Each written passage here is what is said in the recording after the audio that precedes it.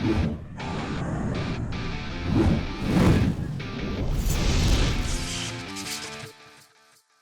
what's up guys? We got pokeaim here with another Pokemon Sword and Shield moveset video guide on how to use Arctozolt. We already covered Arctovish yesterday, so if you guys want to check that out, feel free to. There's a playlist down below, but now we'll be talking about this Pokemon. And what I really love about this thing is that it's, I believe, the second Pokemon ever to have Bolt Beam Stab. Bolt Beam is typically referred to as electric and ice type coverage. So Bolt would be Thunderbolt, Beam would be Ice Beam, just to let you guys know. And we've only seen that before, if I'm not mistaken, in Rotom Frost. So it's excellent coverage, and the reason it's excellent is because they really cover each other, right? Like, for the most part, I believe it's neutral on almost every single Pokemon. So, almost every single Pokemon. There's obviously exceptions. Shedinja, for one, doesn't take any damage from either. But it's really nice, and it has base 100 attack and decent special attack as well. Unfortunately, just like Arctovish, it has base 55 speed. So the Arcto version's kind of got the short end of the stick, but it's okay. While they don't have Hustle and they don't have Strong Jaw, they do have cool abilities in Volt Absorb, and I think Static actually has some use as well in this Pokemon. I'll talk a little bit later about that. As well as, keep in mind, this set is going to be discussed. This video is made before Slush Rush is actually released. But when Slush Rush is released, feel free to use Slush Rush as the ability on these sets instead of Volt Absorb, because I think Slush Rush is going to be superior, especially if you're running it on Hail teams. If you're not running on Hail teams, then don't, obviously. But giving it double its speed in Hail is fantastic. First set we're going to talk about is Choice Band. This thing has base 100 attack and Bolt Beak. If you guys didn't know, if you move before your opponent, it doubles in power. So it goes from 85 base power to 170 base power, not counting Stab, of course. And on top of that, it's Stab for Bolt Beak and Stab for Ice Cold Crash. So it hits really hard. As Low Kick as well for Pokemon that are Steel types, obviously, and normal types as well. Or mons that you don't necessarily want to go for Bolt Beak versus. For example, maybe like a Feral Thorn, depending on the tier you're playing. And then you have Freeze Dry. Now, we are running a Choice Band set with Freeze Dry, mainly because Freeze Dry will allow you to break through physically defensive Gastrodon and physically defensive Seismitoad, which can take multiple of your hits, whereas Freeze Dry is hitting them for 4 times effective damage. But for the most part, you're not going to be clicking that. You're going to be clicking Bolt Beak and maybe occasionally Ice Cold Crash. Jolly Max Speed. If you're using this thing in UU, I think Jolly Max Speed is best, especially under Sticky Web, because this will allow you to outspeed Pokemon like Obstagoon and around that speed tier as well. Arcanine, obviously, so I think that's very important if you're running, to be running Jolly Max Speed. And it has just a good speed tier in general versus Pokemon like Milotic as well. Jellicent, so it just hits really hard. Volt Absorb is cool because you can switch it on Volt Switches and heal back health from there. But the idea behind this set is to hit hard with your Stab, Bolt Beak, and Ice Cold Crash. Obviously, those moves... well, the good thing about this mon over Dracozolt is that while Dracozolt hits harder because of Hustle, this mon cannot miss its Bolt Beak. So that's a pretty big thing coming off such a strong move.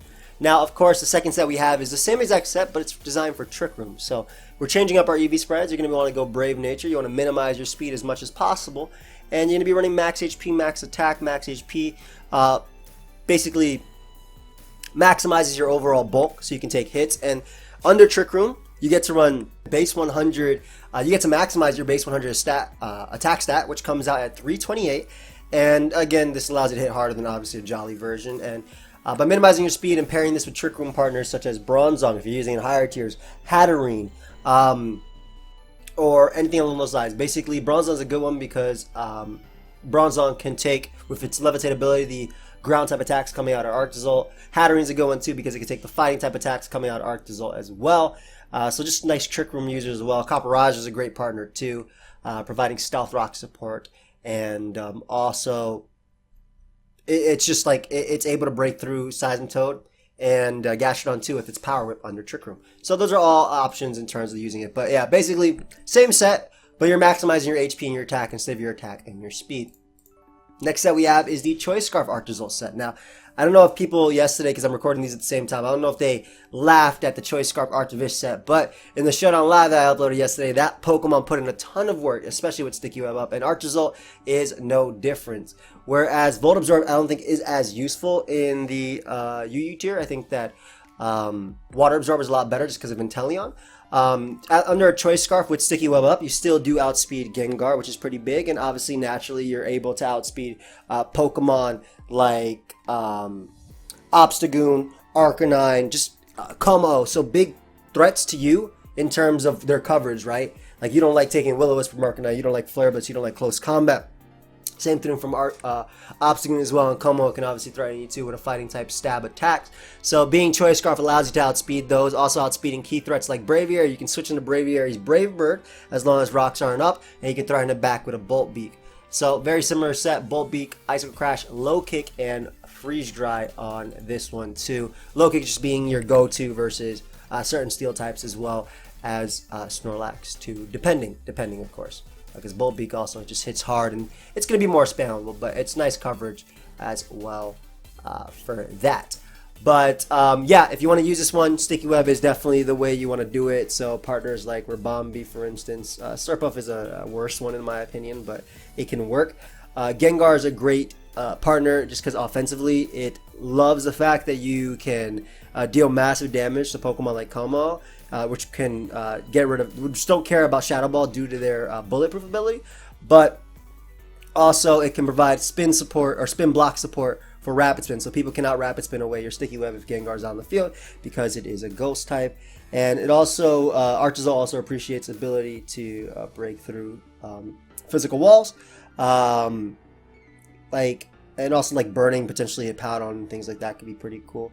But also the fact that Arctozolt is just still relatively slow without Sticky Web up, right? It only hits 343 speed with the Choice Scarf, so Gengar can outspeed that. So having your own Gengar to at least speed tie or be fast if you are Choice Scarf and your Gengar as well can be cool for opposing Gengar, giving you a nice little revenge killer. Gengar is also a switch into fighting type attacks coming out at Arctozolt, so they work really well. Obstagoon is a great teammate too because it appreciates Arctozolt weakening Pokemon like a Powdon with Icicle Crash, but also breaking through bulky waters and helping wear down defensive Arcanine. They both kind of like don't like defensive Arcanine as much, though Obstagoon a little bit less just because it doesn't care about burns due to its Guts ability. But they work really well together as partners. And of course other Pokemon that work well under Sticky Web even like a Rillaboom can work under Sticky Web. And just basically anything slow or that can just do damage. Not necessarily slow, but yeah, they just work really, really well together. And I love Scarf Arctozolt on Sticky Web. The next set we have is a mixed Arctozolt set with a Life Orb. That way it actually benefits all your attacks, as opposed to Choice Band only benefiting your physical attacks and locking you in. So we'll be using Bolt Beak, Icicle Crash, Thunderbolt, and Freeze Dry with a Naive Nature. That way we don't actually have that minus special attack drop from the nature itself. But the reason being is that Avalugg is a pretty decent check to Arctozolt. It can take, if it's at full HP, it can take multiple hits, and especially because it resists Icicle Crash, and it obviously threatens it back with a Body Press. Whereas Thunderbolt, though, comes out and is a solid 2-hit KO on Avalugg. So that's really nice, allowing you to break through that. Also, this means that you don't have to worry too much about being burnt by the likes of something like Jellicent, and you still have Freeze Dry as well, which is actually a little bit stronger now that it's Life Orb boosted and can still do damage to both Gastrodon and Seismitoad, and I guess Ludicolo too, depending on where you're playing, what tier you're playing though.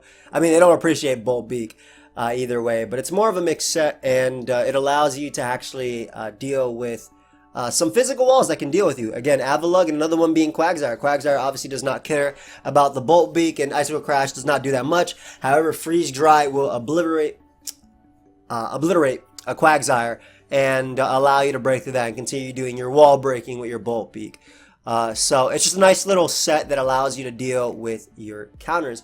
And the last set we have is actually a substitute set. And it takes advantage of the fact that this thing has some decent resistances. Flying is the big one, I think, that Arctozolt has, so it might force a switch on something like a Braviary that's locked in a Choice Scarf or anything like that, or a flying type attack in general. And Substitute plus Thunder Wave allows you to sometimes be behind a sub because you obviously, you deal with your opponent's speed via the paralysis that Thunder Wave does provide, and then you can go for Bolt Beaks and Icicle Crash respectively. I have a Metronome as an item because the more times you click an attack, for example,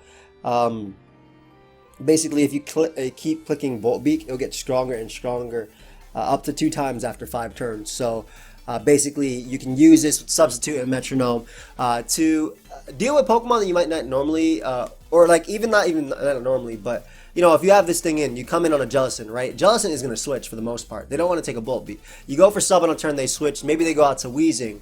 And Wheezing has a strange theme and break the process as well. You can go for Icicle Crashes, which can flinch, or you can go for multiple Bolt Beaks to deal with Wheezing too, and allowing you just to do some massive damage from there. So it's just a way of basically upping its power after every single turn, but also Substitute allows you to avoid status, and Thunderwave allows you to be more of a team supporter as well for the majority and the rest of your team, allowing you to slow down members and allowing other members to potentially be faster. This is cool too, like maybe Gengar comes in predicting you to go for Freeze Dry. If you have like Quagsire out, you go for Sub, and then you Thunder Wave. Gengar coming in on you is a kind of crazy play though, I'm gonna be honest, because Bolt Beak was sending the thing flying. But just for faster Pokemon in general, allows Arctozolt an ability, not an ability, but allows it to actually support its team members. Now that's all I have for actually sets that I think can specifically be good and have been good in testing. But I do think that this Pokemon is pretty interesting in Draft League. While I mainly focus on Volt Absorb sets, it does have static, which is a 30% chance to paralyze an opponent when they make contact with you. So that can be pretty cool. I'm assuming like maybe in a Draft League, if your opponent has like a flying type, for instance, and you want to be able to resist that, maybe they have Braviary, and even though they have close combat, maybe like a physically defensive Arctozolt could work with like Discharge or anything like that, or even Bolt Beak as well with like Rest and Sleep Talk. So it has interesting sets. It also has access to Taunt. So I think it has a lot of cool little things it can do, but for the most part I feel like this is what you'd be running. Stone Edge could be a cool option if you're using it in the OU tier to deal with Rotom Heat, which would otherwise resist your other attacks coming out, whereas Stone Edge would be super effective. So has some fun options.